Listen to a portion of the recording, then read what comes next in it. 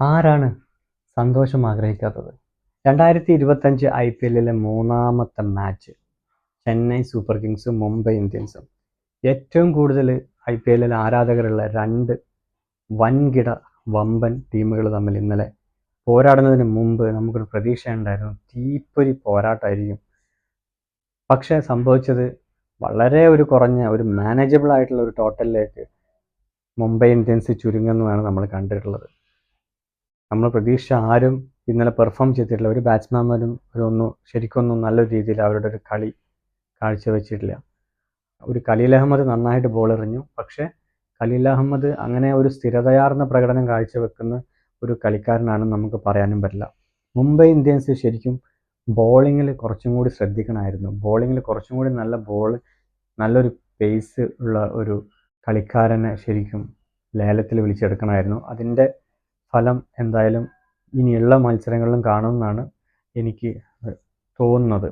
ഇന്നലത്തെ ഏറ്റവും വലിയ ഹൈലൈറ്റായിട്ട് നമ്മളെല്ലാ മലയാളിയും കാണുന്നത് വിഘ്നേഷ് പുത്തൂർ എന്ന് പറയുന്ന നമ്മുടെ ചെക്കൻ അത്രയും ചെറിയ പ്രായത്തിൽ വളരെ ആകസ്മികമായിട്ട് മുംബൈ ഇന്ത്യൻസ് എന്ന് പറയുന്ന ഒരു ബ്രഹ്മാണ്ഡ ടീമിൽ 3 വിക്കറ്റ്. കാരണം ഈ വിഘ്നേഷ് പുത്തൂരൊക്കെ ഇങ്ങനെ ബോൾ എറിയുമ്പോൾ ശരിക്കും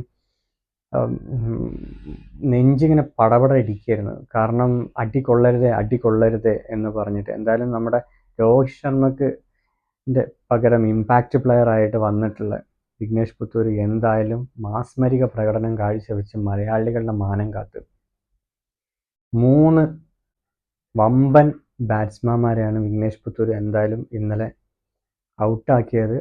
എന്തായാലും വിഘ്നേഷ് പുത്തൂരിന് മുംബൈ ഇന്ത്യൻസിൽ സ്ഥിരമായ സ്ഥാനം കിട്ടുമെന്ന് നമുക്ക് പ്രതീക്ഷിക്കാം. കാരണം അത്രയും നല്ലൊരു പെർഫോമൻസ് കാഴ്ചവെച്ചിട്ടുണ്ട്. പലരും പറയുന്നുണ്ട് ബോൾ ഡൗൺ ചെയ്തിട്ടില്ലല്ലോ, ക്യാച്ച് അല്ല, അത് ബൗണ്ടറി ലൈനിലൊക്കെ ആണെന്നുള്ളത്. പക്ഷേ ക്യാച്ച് ആണെങ്കിൽ പോലും ആ ഒരു കളിയുടെ ഗതി നിർണ്ണയിക്കുന്നതിലും അതുപോലെ തന്നെ ഏതൊരു കളിയുടെ ഗതി നിർണ്ണയിക്കുന്നതിനും ഒരു ക്യാച്ച് ആണെങ്കിലും അതല്ലെങ്കിൽ ബോൾഡ് ആണെന്നുണ്ടെങ്കിലും എല്ലാം അതിന് ഇമ്പോർട്ടൻസ് ഉണ്ട്. അതുകൊണ്ട് തന്നെ ഒരു ബോളർ ക്യാച്ച് ആയിരുന്നു അല്ലെങ്കിൽ അതൊരു ചക്ക വീണപ്പോൾ മുയൽ ചത്താണ് എന്നുള്ള ആ ഒരു രീതിയിലുള്ള കുറച്ച് കാര്യങ്ങളൊക്കെ സോഷ്യൽ മീഡിയയിൽ കാണാൻ പറ്റി. എന്തായാലും ഈ ഒരു സാഹചര്യത്തിൽ നമ്മൾ മലയാളികൾ മാക്സിമം വിഘ്നേഷ് പുത്തൂരിന് മാക്സിമം സപ്പോർട്ട് കൊടുക്കുകയാണ് വേണ്ടത്. അതല്ലാതെ ഇങ്ങനെ വന്നിട്ട് കമൻറ്റ് എഴുതല്ല ചെയ്യേണ്ടത് സോഷ്യൽ മീഡിയയിൽ.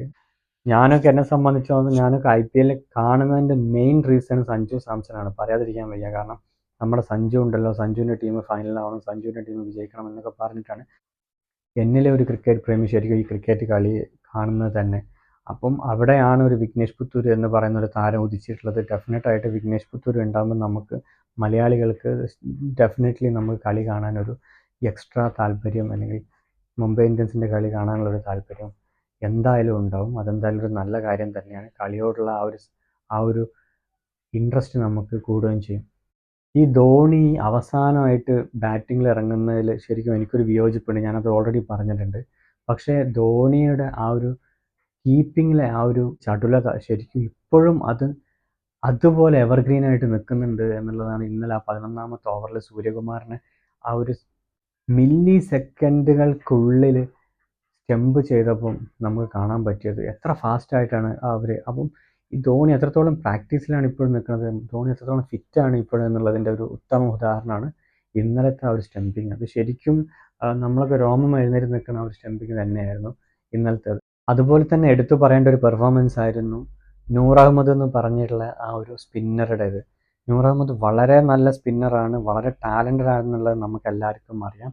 എന്തായാലും നൂർ അഹമ്മദ് ആ ഫസ്റ്റ് മാച്ചിൽ എന്തായാലും ഒരു 4 വിക്കറ്റ് എടുത്ത് ആ നൂർ അഹമ്മദിൻ്റെ ആ ഒരു എബിലിറ്റി എന്തായാലും തെളിയിച്ചു കഴിഞ്ഞിട്ടുണ്ട്.